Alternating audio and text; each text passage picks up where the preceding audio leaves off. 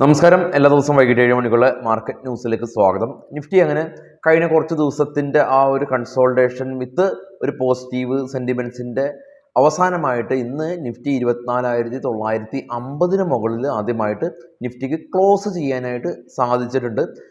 അപ്പോൾ ഇന്ന് ബാങ്ക് നിഫ്റ്റിയുടെ എക്സ്പയറി ആയിരുന്നു. വലിയ പ്രശ്നങ്ങളോ കാര്യങ്ങളോ ഒന്നും ഉണ്ടായില്ല. എന്നാൽ നാളെ നിഫ്റ്റിയുടെ എക്സ്പയറി ഇന്ന് ഇന്ത്യൻ സമയം ഏകദേശം ഒരു 8 മണിയോട് കൂടിയിട്ട് US നിന്ന് അവിടുത്തെ സെൻട്രൽ ബാങ്ക് പലിശ നിരക്ക് സംബന്ധിച്ചിട്ടുള്ള തീരുമാനങ്ങൾ എടുക്കുന്നുണ്ട്. അത് ആഗോള മാർക്കറ്റ് വളരെയധികം വെയിറ്റിംഗ് ആയിട്ടുള്ള ഒരു ഈവൻ്റാണ്. നിഫ്റ്റിയുടെ ചാർട്ട് കാണാം. നിഫ്റ്റി ഓപ്പൺ ചെയ്തു. രാവിലെ ഏഷ്യൻ സെല്ലിൽ നിന്നൊരു സ്ലൈറ്റ്ലി നെഗറ്റീവ് സെൻറ്റിമെൻറ്റ്സ് ഉണ്ടായതുകൊണ്ട് നിഫ്റ്റി 24,880 ഓപ്പൺ ചെയ്തത്. അതിനുശേഷം നിഫ്റ്റി ഇൻട്രാഡേ ഇന്നത്തെ ആ ഒരു ഓപ്പണിംഗ് റേഞ്ചിൽ നിന്ന് 106 പോയിന്റ് ഉയർന്ന് 24,979 നിഫ്റ്റിയുടെ ഒരു ക്ലോസിങ് നിഫ്റ്റിക്ക് ഇന്ന് കിട്ടിയിട്ടുണ്ട്. അതുപോലെ തന്നെ ഇന്ന് നിഫ്റ്റിയിൽ മികച്ച പ്രകടനം കാഴ്ചവെച്ചിട്ടുള്ളത് JSW steel, HFC life, Asian paint, NTPC, SBI life insurance തുടങ്ങിയ കമ്പനീസ് മികച്ച നേട്ടം കൈവരിച്ചിട്ടുണ്ട്. Britannia, doctor Reddy, Reliance, Grasim, Tata consumer product തുടങ്ങിയ കമ്പനീസാണ് ഇന്ന് പ്രോഫിറ്റ് ബുക്കിംഗ് കണ്ടത്. നിഫ്റ്റിയുടെ എക്സ്പയറി ആയ നാളെ നിഫ്റ്റിയുടെ ഓപ്പൺ ഇൻട്രസ്റ്റ് പരിശോധിക്കുമ്പോൾ 24,950 നിഫ്റ്റിയുടെ സ്പോട്ട് ഉള്ളത്. PCR 1.18 ആണ്. കോൾ സൈഡിൽ 25,000 ഇപ്പോൾ ഉള്ള നിയറസ്റ്റ് റെസിസ്റ്റൻസ്. എന്നാൽ ഒരു പോസിറ്റീവ് ന്യൂസ് കാരണം നിഫ്റ്റി ഒരു ഗ്യാപ്പ് അപ്പിലൊക്കെ ഓപ്പൺ ചെയ്യുകയാണെങ്കിൽ ഒരു ഷോർട്ട് കവറിങ് റാലി നമുക്ക് കിട്ടും. അതല്ല എങ്കിൽ 24,500 മേജർ സപ്പോർട്ട് സോണായിട്ട് ആക്ട് ചെയ്യുന്നുണ്ട്. ഗ്ലോബൽ മാർക്കറ്റ് കാണാം. ഏറ്റവും ടോപ്പിൽ ബിറ്റ്കോയിൻ 66,000, ബ്രന്റ് ഓയിൽ 80, ഗോൾഡ് ഒരു 24,000 താഴെ മൾട്ടിപ്പിൾ തവണ ഗോൾഡ് ഇൻ്റർനാഷണൽ മാർക്കറ്റിൽ പെർ ഔൺസിന് പോയിരുന്നു. എന്നാൽ തിരിച്ച് കയറി ഒരു ബ്രേക്കൗട്ടിലാണ് ഇപ്പോൾ ഗോൾഡ് ഉള്ളത്. 24,019 ഗോൾഡിൻ്റെ ഇൻ്റർനാഷണൽ മാർക്കറ്റിൽ ഒരു പെർ ഔൺസിൻ്റെ വില.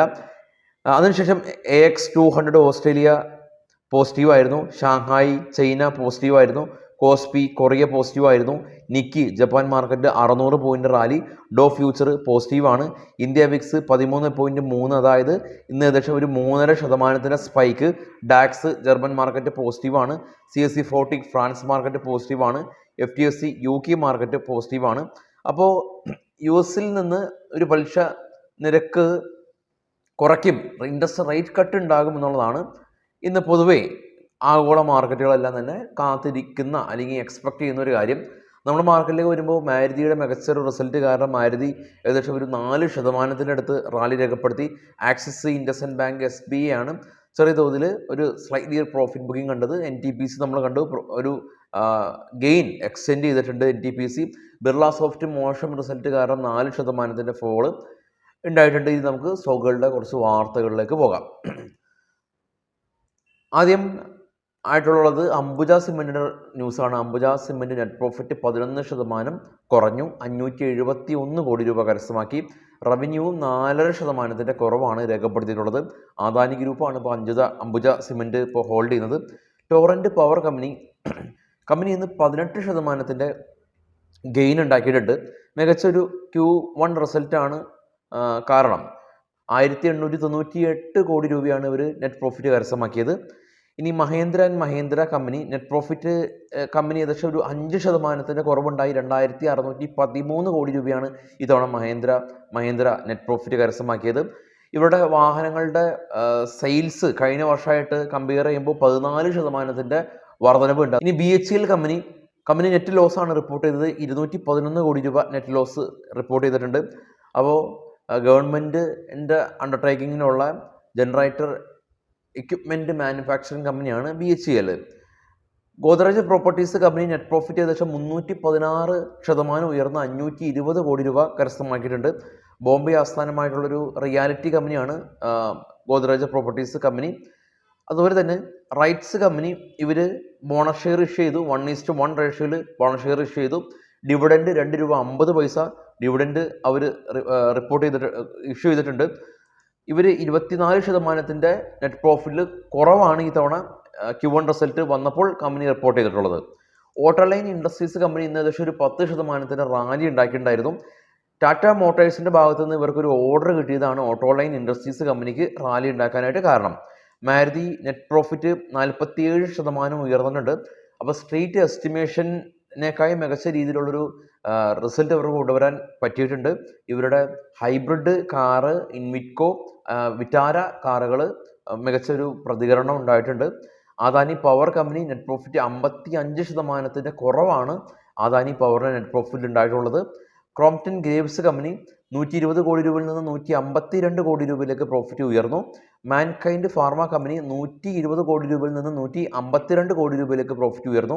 സാറ്റിൻ ക്രെഡിറ്റ് കെയർ കമ്പനി 87 കോടി രൂപയിൽ നിന്ന് 105 കോടി രൂപയിലേക്ക് പ്രോഫിറ്റ് ഉയർന്നു. ഇലക്ട്രോ സ്റ്റീൽ കാസ്റ്റിംഗ് കമ്പനി 74 കോടി രൂപയിൽ നിന്ന് 220 കോടി രൂപയിലേക്ക് പ്രോഫിറ്റ് ഉയർത്തി. JBM ഓട്ടോ കമ്പനി 30 കോടി രൂപയിൽ നിന്ന് 33 കോടി രൂപയിലേക്ക് പ്രോഫിറ്റ് ഉയർത്തി. ആക്ഷൻ കൺസ്ട്രക്ഷൻ കമ്പനി 67 കോടി രൂപയിൽ നിന്ന് നെറ്റ് പ്രോഫിറ്റ് 83 കോടി രൂപയിലേക്ക് ഉയർത്തി.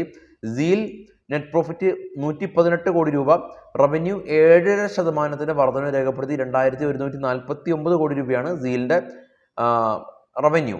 ബിർള സോഫ്റ്റ് കമ്പനി 180 നിന്ന് 150 കോടി രൂപയിലേക്ക് ഇവരുടെ നെറ്റ് പ്രോഫിറ്റ് കുറഞ്ഞതുകൊണ്ട് ഇന്ന് ബിർള സോഫ്റ്റ് ഏകദേശം ഒരു 4% ഒരു ഇടിവിലാണ് ബിർള സോഫ്റ്റ് ഉള്ളത്. ഇനി സ്വാഭാവികമായിട്ടും ഇന്ന് പൊസിഷൻസ് എല്ലാം തന്നെ ഹോൾഡ് ചെയ്ത ആളുകൾ കുറച്ചൊക്കെ റിസ്ക് എടുത്തിട്ടുണ്ട്. പക്ഷേ നമ്മൾ ഈ ഒരു ആഴ്ചയിൽ ഫെഡറൽ ഓപ്പൺ കമ്മിറ്റിയുടെ ഈ ഒരു ഇൻട്രസ്റ്റ് തീരുമാനങ്ങളുണ്ട് എന്ന് മൾട്ടിപ്പിൾ ടൈംസ് പറഞ്ഞിട്ടുണ്ടായിരുന്നു. ഇതെല്ലാം തന്നെ നമ്മുടെ വെബ്സൈറ്റിൽ ലഭ്യമാണ്. bismate.com എന്ന് പറഞ്ഞാൽ നമ്മുടെ വെബ്സൈറ്റിലെ ട്രേഡ് ബഡി എന്ന് പറയുന്ന ഒരു ടാബിൽ ഈ ഗ്ലോബൽ ഈവൻറ്റ് അതല്ലെങ്കിൽ ഡിവിഡൻഡ് ഡീറ്റെയിൽസ് റിസൾട്ട് കലണ്ടർ എല്ലാം തന്നെ നമ്മൾ അവിടെ കൊടുത്തിട്ടുണ്ട്. നിങ്ങൾക്ക് ഫ്രീ ആയിട്ട് നമുക്കത് ആക്സസ് ചെയ്യാനായിട്ടൊക്കെ സാധിക്കും. അപ്പോൾ അതവിടെയൊക്കെ ചെക്ക് ചെയ്യുക. ഗ്ലോബൽ ഈവൻറ്റുകളെല്ലാം തന്നെ നമ്മൾ നോക്കിയതിന് ശേഷം മാത്രം ട്രേഡ് ചെയ്യുക. സെബി ഈ FNO ട്രേഡിനെ സംബന്ധിച്ച് ഒരുപാട് നിർദ്ദേശങ്ങൾ സമർപ്പിച്ചിട്ടുണ്ട്.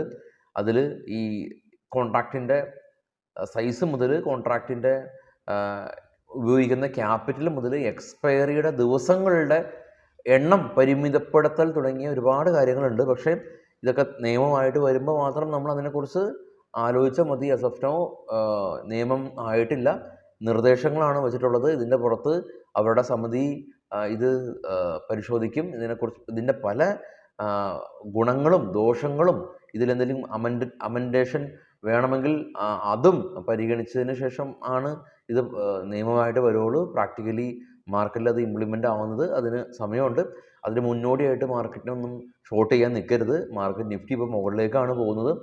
അപ്പോൾ ഇനിയിപ്പോൾ നാളെ ഇന്നത്തെ ഒരു ഈവൻറ്റ് ഗ്ലോബൽ മാർക്കറ്റിനെ അത് വളരെയധികം ഇന്ത്യൻ മാർക്കറ്റിനെ വളരെയധികം എഫക്റ്റ് ചെയ്യുന്ന ഒരു കാര്യമാണ്.